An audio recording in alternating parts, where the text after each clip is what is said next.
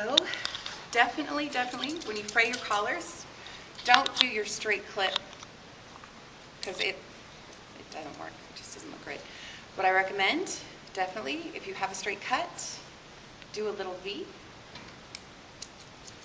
And when you cut the V out, it looks a little bit more organic. And always fray as much as you can. I also really like taking little tiny clips like that, pulling some out, and really just distressing the heck out of it. Just tearing it apart. It's not rocket science. Have a good time.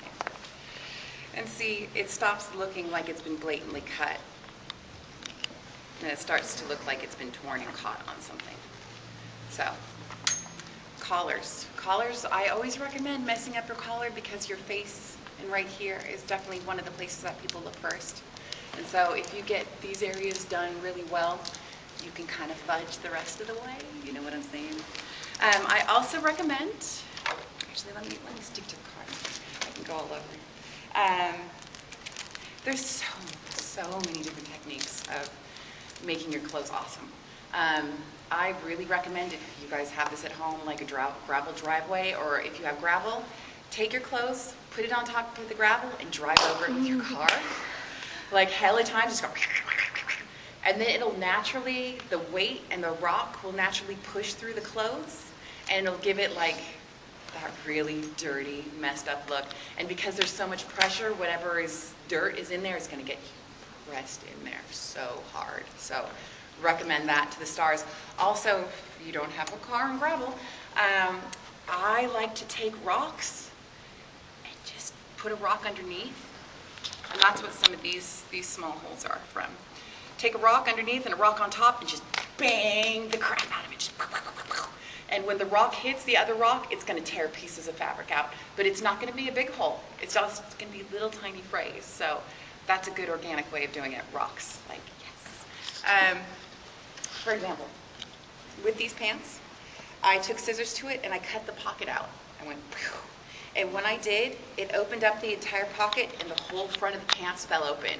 So it was like under review. So like always make sure you know where you're gonna cut. Like don't just go willy-nilly because you can make some fatal mistakes. If you do, like I did, I sewed it back up really rough with thread. And that looks cool, in my opinion. Like, it kind of goes with the zombie aesthetic.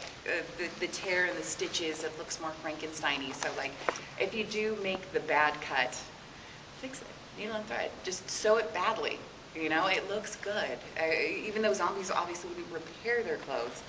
But it still goes with the overall look, and it works. You know, like this one, again, I tore it, and then it tore all the way up to my thigh. I don't want to be a sexy zombie. Like, I don't need the Jessica Rabbit thigh hanging out. So what I did is I quickly sewed it shut, but I pinched the hem open so it looks, you can see the big fray right here. It looks cool. You know, it looks tore up. It doesn't look like it's been repaired. And it doesn't look like I'm trying to be a sexy nurse because it's sewed down. So if you make those mistakes, just sew it back up. Just sew it up rough so it doesn't look intentional. And you'll be fine. So pants. Don't cut the pockets. Just nick them. Don't cut the fly area. Don't, you know, if you're going to cut the butt, cut the pocket. don't cut into the butt. Obviously, common sense, but sometimes you get carried away and you don't think about it and you just end up revealing way too much. Tearing. Tear everything. Just always make a tiny little cut and just tear.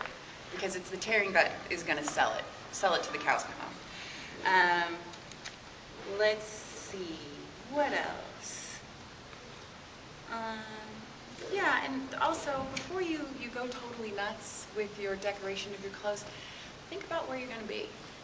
If you're going to be just like at a con and you're not going to be hanging out, sitting on stuff, then just go hog wild. It doesn't really matter. But if you're going to like a party at a friend's house, stick to these strategic areas.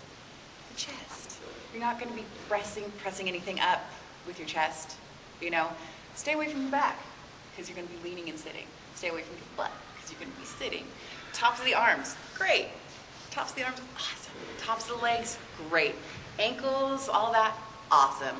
Under here, nah, like just try and stay away from under here, because not only are you gonna rub, and when you do, it's gonna spread the paint and it's gonna look thin and it's gonna look tacky. So try and stay away from stuff that rubs, because it's gonna mess up the effect. Tops of the arms, chest, like shoulders, awesome. Just think about what doesn't get touched so much, and that's really where you wanna cover. Also, let's see. Yes, with makeup, with blood, be conscious of what kind of makeup that you have. Like, if you have a lot of blood on the front of your shirt, make sure you have blood coming out of your mouth. Because this is one thing that just drives me absolutely crazy. I'll see zombies that have just like covered in blood. They've got blood all over their mouth and neck. They'll have none right here. And they'll just have tons of blood like on their arms and legs and stuff. But no blood right there. I'm like, if you have the bloody mouth, like you gotta make sure that the blood drip down. I always recommend, like when you get dressed, if you're doing the corn syrup that stuff your face, put some corn syrup with the blood, the fake blood, in your hand, take a big bite of it, and let it drop down. And that's like the best realistic blood, because if you paint it on, it looks like you painted it on. And like the whole key, organic. Make it look like it's actually happening, not super planned out. So take that big bite of blood, let it drip down the front, you're good to go.